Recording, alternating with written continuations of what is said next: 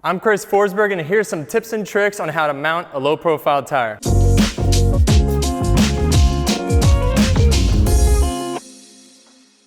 Now, if you're like me and you burn tires for a living, maybe not, but either way, I have been mounting tires for over 10 years, and I know for a fact I've mounted at least 1,000 tires, most of them just like this. Snap-on now has this awesome magic bead pusher, and as you can see, also known as soap on a rope. What this does is it will hold the bead down against the rim so you're not fighting the duck head and potentially cutting into the tire, trying to get all that leverage when you don't have a lot of sidewall give. So the first step is just like mounting up any other tire, you want to get your valve stem at 6 o'clock. So give this table a spin, give your tire a nice look, it's beautiful. And of course, grab your lube, lube up your tire. This also will help against it getting stuck and cut.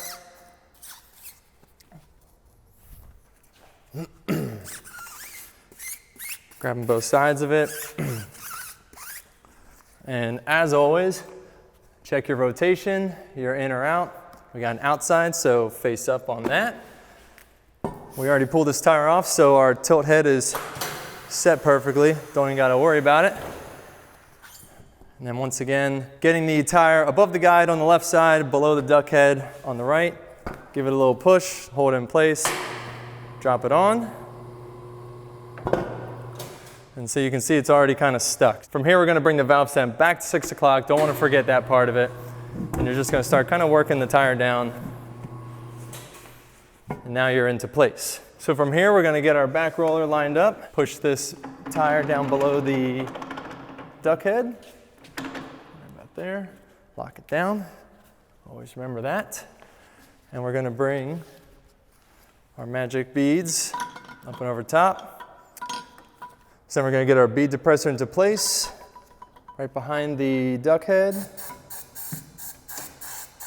little downward pressure on that. So now from here, we got our bead depressor in place, and we're gonna spin around, like I said, stopping every few inches to add our blocks.